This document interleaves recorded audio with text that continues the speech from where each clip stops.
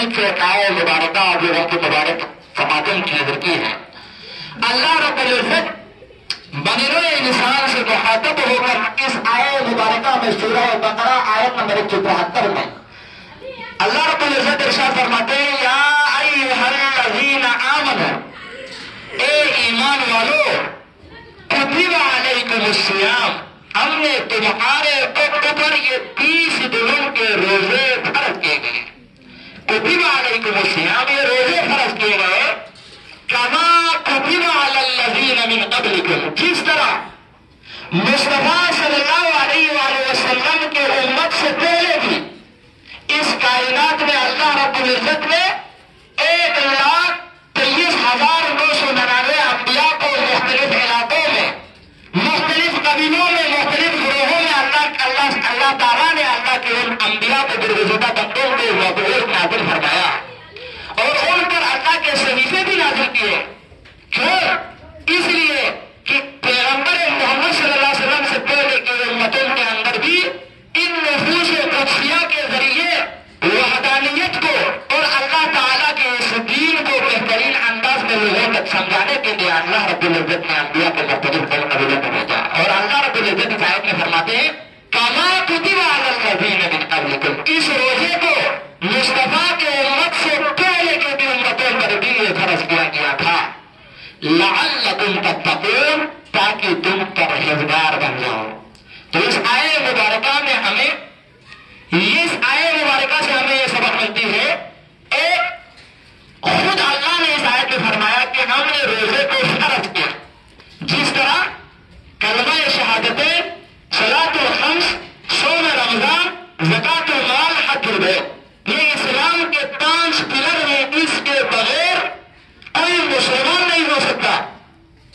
تو ان میں جو فرائض میں تیسرا فریضہ کیا ہے، یہ صوم رمضان، یہ رمضان کے 30 دنوں کے روزے ہیں، یہ امت سے پہلے کی امتوں پر بھی فرض کیا گیا. دوسری اس کی تاریخ ہمیں اس آیت سے واضح ہو جاتی ہے، جس طرح انسان کی تاریخ جتنی پرانی ہے اور یہ روزہ بھی اس وقت سے اب تک یہ روزہ چلا آ رہا ہے، فریضہ ہے، باقاعدہ فرض کیا گیا. اور آگے فرمایا اس کے لفظ ہے رمضان کو، اس روزے کو کیوں فرض کرا دیا، کہا تو لعلکم تتقون، تاکہ تم پرہیزگار بن جاؤ، تمہارے اندر اخلاقی ایمانی صفات آ جائے اور تم پرہیزگار بن جاؤ. اسی لیے ہم نے اس روزے کو فرض کرا دیا گیا.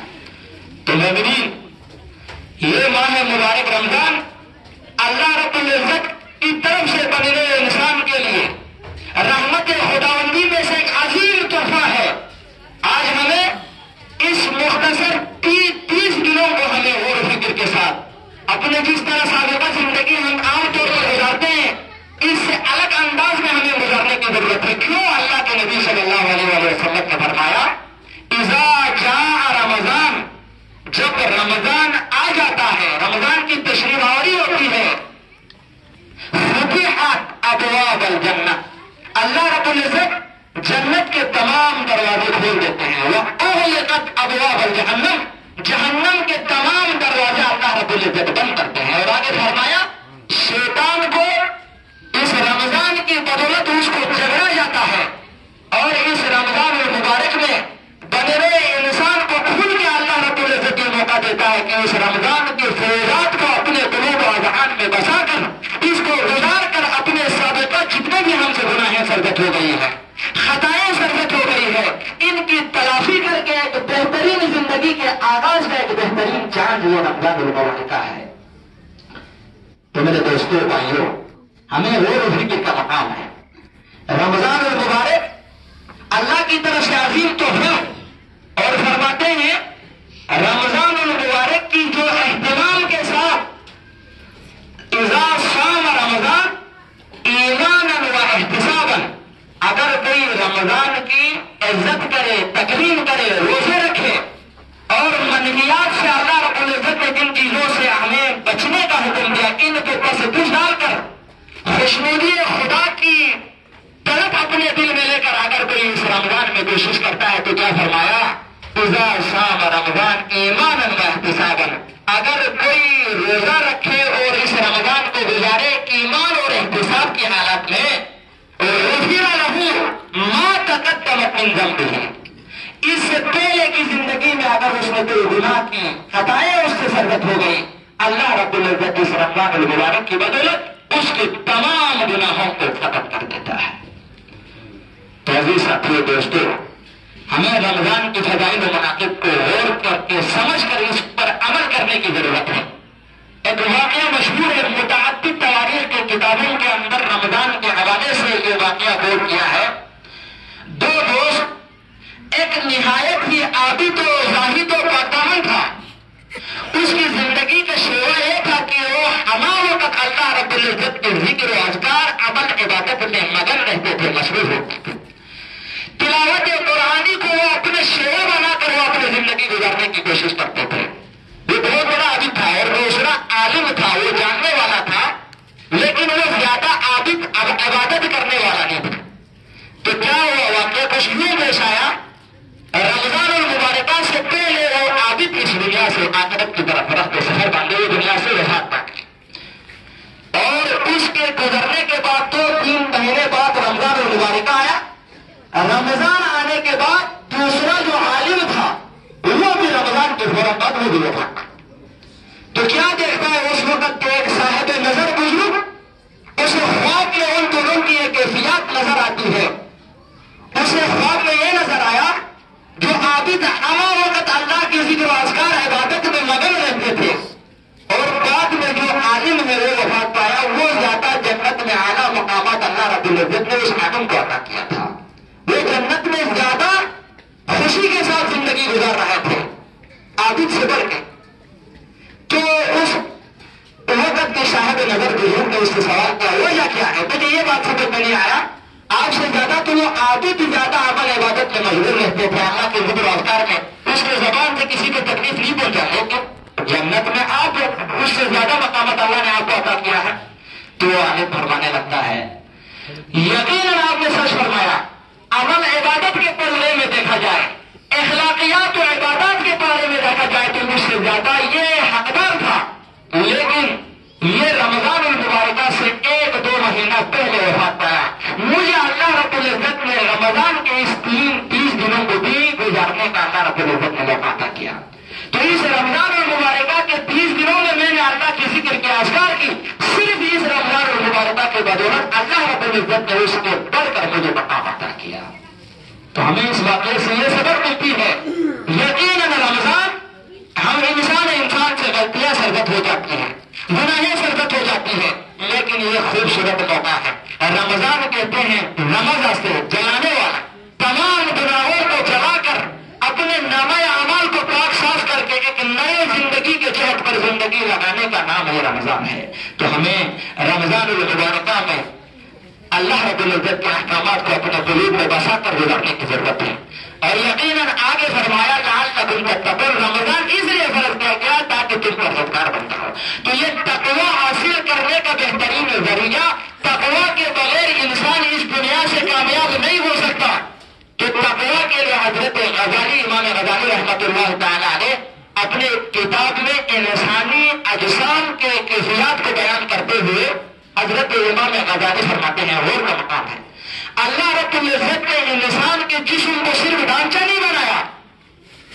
امام غزالی فرماتے ہیں اللہ نے انسان کے اس جسم کو آگ اور پانی سے ملا کر پیدا کرنے کے بعد اس کو کہتے ہیں جسد عاقب۔ ہم مٹی سے انسان کو پیدا کیا، ساتھ ہی ساتھ انسان کو 2 جسموں میں اللہ رب العزت نے پیدا کیا ہے، ایک نظر ظاہری نظر آنے والا جسم، دوسرا باطنی روح ہے انسان کے اندر، وہ اصلی جسم ہے۔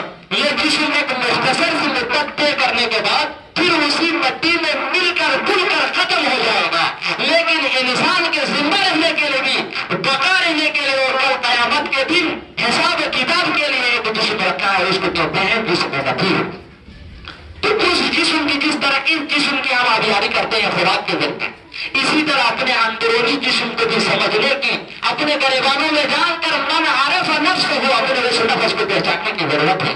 اگر اس دنیا کے لمحات میں ہم گزارے دنیا میں مال کے پیچھے، جائیداد کے پیچھے ہم اپنی زندگی کو لگا کر اگر ہم اس زندگی کے اصلی مقصد کو پانے سے ہم رہ جائے، خدا کی قسم، کل نفس ذائقۃ الموت، ہر انسان نے موت کا ذائقہ چکھنا ہے۔ آپ اور مجھے پتہ نہیں ہے میرا موت کل آئے گا، پرسوں، ایک سانس کا ہمیں گارنٹی نہیں ہے، لیکن ہمیں غور کا مقام یہی ہے۔ انسان کے جسم میں اللہ نے 9 اجزاء رکھا، ان 9 اجزاء کو سمجھ کر اگر کوئی زندگی گزارنے کی کوشش کرے گا تو وہی کامیاب ہوگا۔ تو کیا فرمایا؟ 3 اجزاء، میں مختصر کرتا ہوں، 3 اجزاء ایمانیات کی سے رکھا، ان 3 اجزاء کو ایمان کے قریب رکھا، 3 اجزاء کو کفر کے قریب رکھا، اور 3 اجزاء کو شر و فساد کے قریب رکھا۔